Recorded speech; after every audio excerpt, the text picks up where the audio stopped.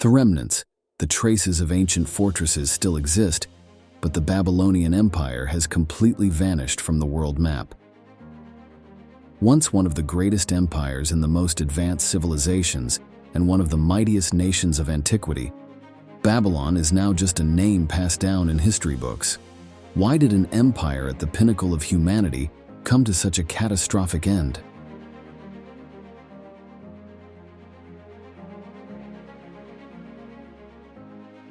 Babylon was the capital city of two of the most important empires in the history of the Mesopotamian region, ancient Babylon and the Neo-Babylonian Empire. The name Babylon means Gate of the Gods, reflecting its sacred and significant role in ancient beliefs and civilizations. These two nations ruled the region from the 19th century BCE to the mid-6th century BCE, creating one of the greatest chapters in human history.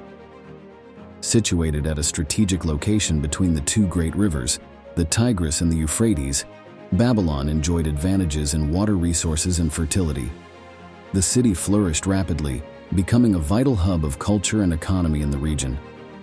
During the periods of 1770–1670 BCE and 612–320 BCE, Babylon was considered the largest city in the world, with a population exceeding 200,000 inhabitants and an extensive territory spanning up to 900 hectares. Although only a small portion of ancient Babylon remains today, these remnants are recognized as a World Heritage Site by UNESCO since 2019. Initially just a small town, Babylon, under the leadership of King Hammurabi, grew into a powerful kingdom. Hammurabi is credited with laying the foundation for ancient Babylon, and under his rule, the city-state rapidly expanded its territory and influence in the region. However, the golden age of ancient Babylon was short-lived before it fell into decline under the rule of Hammurabi's son. Subsequently, Babylon was dominated by Assyria for a prolonged period. Under the leadership of King Nabopolassar, Babylon regained its independence and overthrew Assyria around 612–605 BCE. Nabopolassar established the Neo-Babylonian Empire, also known as the Chaldean Empire, with Babylon as its capital. The rise of the Neo-Babylonian Empire marked a new era in Babylon's history, characterized by significant cultural and economic development. With the emergence of the Neo-Babylonian Empire, a new era of splendor unfolded. Nabopolassar II, the son of Nabopolassar, became one of the greatest emperors in world history, marking Babylon's strong advancement in all fields. Under the reign of Nabopolassar II, Babylon experienced continuous development in science, art, military, and architecture. Victories in wars allowed Nabopolassar to carry out large-scale construction projects in Babylon and its surrounding areas. He ordered the reconstruction of the imperial region, paving main roads with stone, and constructing numerous impressive architectural structures. Among Babylon's prominent structures, the Tower of Babel, one of the ancient wonders of the world, and the Ishtar Gate, one of the 8 grand gates surrounding Babylon and a symbol of the empire, stand out. But the true symbol of Babylon's prosperity is the Hanging Gardens of Babylon, reportedly built by Nabopolassar II, another wonder of the ancient world. The city walls surrounding Babylon also represent architectural excellence. Standing about 48 meters high and extending over 17,000 meters, this wall is considered a symbol of Babylon's protection and unity. Surrounding the city is a large water reservoir, fed by the Euphrates River, which helped protect Babylon from enemy invasions. These achievements were the result of massive construction projects under Nabopolassar's reign, who was often regarded as a builder rather than a warrior. Babylon was not only a center of culture and economy, but also a hub of scientific and technological progress. Babylon was home to outstanding astronomers, engineers, and scientists, contributing significantly to the advancement of human intellect. These accomplishments created an immensely powerful Babylonian empire under Nabopolassar's reign. The walls of Babylon symbolize the strength and inviolability of this empire, deterring anyone from challenging the stability and power of Babylon.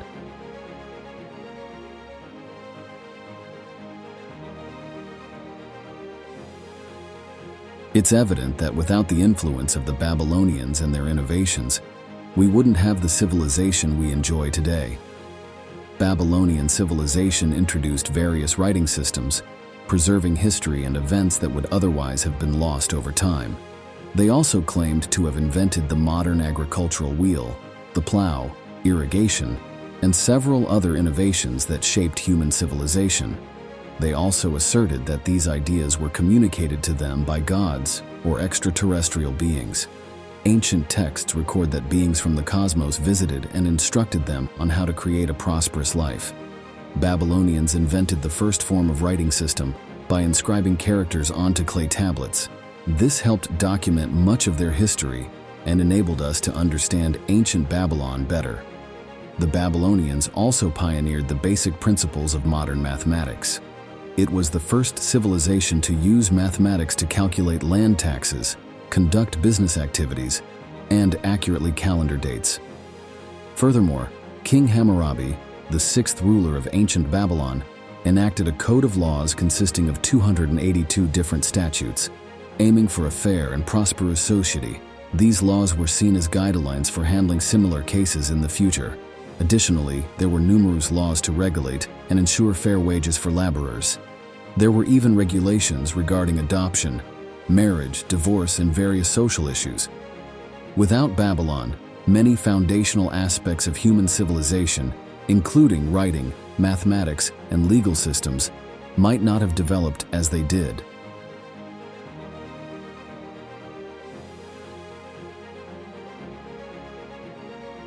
Certainly, the Babylonian Empire went through periods of prosperity and power, but with the passing of King Hammurabi, leadership changes marked the city's decline. His sons lacked strong leadership skills, leading to Babylon's weakening. Neighboring cities and states lost faith in Babylon, realizing the city was embroiled in internal conflicts and becoming vulnerable to defeat. Neighboring empires began invading and overthrowing Babylonian authority, declaring occupation and ruling the city for nearly 400 years. The Assyrians then took over the reign and declared Babylon their territory. The city of Babylon was later reconquered in 612 BCE and reinstated to govern the region of Mesopotamia once again. The new empire, known as the Second Babylonian Empire, was established. King Nabopolassar II ascended to the throne and ruled the city for 43 years, becoming the greatest leader. He considered no enemy unbeatable and no land unconquerable.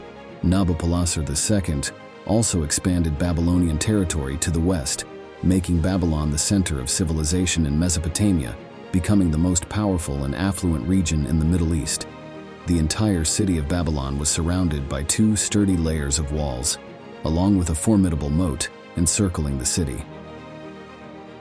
Desiring to soothe the homesickness of his beloved wife Amytis, Nabopolassar II had the Hanging Gardens of Babylon built, considered one of the seven wonders of the ancient world.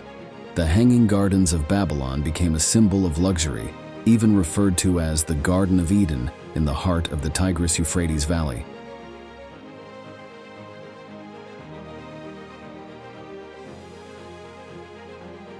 While Nabopolassar contributed to Babylon's prosperity, he was also associated with crimes and actions against the Jewish people. In 587 BCE, Nabopolassar, along with the Babylonian army, attacked and destroyed the kingdom of Judah and its capital, Jerusalem. He demolished Solomon's temple and deported the Jewish people back to Babylon as slaves. For the Jews, Babylon became a symbol of enmity and destruction. The excessive oppression of the Jewish people is considered a factor leading to the eventual downfall of Babylon. After the reign of Nabopolassar II, Babylon began to decline under the rule of subsequent kings. The last king of Babylon, Nabonidus, cared only for indulgence without concern for the nation, infuriating the populace. At the same time, another powerful emperor, Cyrus the Great of Persia, emerged. He was hailed as the King of Kings and commanded the Persian army, the mightiest force of the era. Cyrus the Great recognized Babylon's weakness and planned to overthrow the empire. In 539 BCE, the Persian army advanced on Babylon. Cyrus positioned his troops where the river flowed into the city, one wing of his army at the point where the river flowed out of the city, and another wing digging a canal to divert water from the Euphrates into a reservoir outside the city. As the river's water level dropped, it allowed the Persian army to cross. The other wing swiftly attacked and captured the city. When the Persian army invaded the capital, King Nabonidus was still reveling at his banquet. His arrogance and complacency led to Babylon's downfall. Cyrus marched into Babylon and declared the liberation of the people from Nabonidus's rule. He freed the Jews and allowed them to return to their homeland, rebuilding the destroyed temples. He also declared himself the patron of the god Marduk, whom Nabonidus had neglected. Cyrus's victory did not harm Babylon and its neighboring regions, as the Persian troops were instructed to respect Babylonians' religious beliefs and not to instill fear in them. Ironically, one of the mightiest empires in history met its bitter end in just one night. After over 2 centuries of dominating Mesopotamia and reaching its pinnacle of development, the Babylonian era came to a close in 539 BCE. Though Babylon is now just a name, the immense achievements and vast legacies left by this ancient civilization cannot be denied. What are your thoughts on the sudden and permanent collapse of the mighty Babylonian Empire? Let me hear your opinions in the comments section below.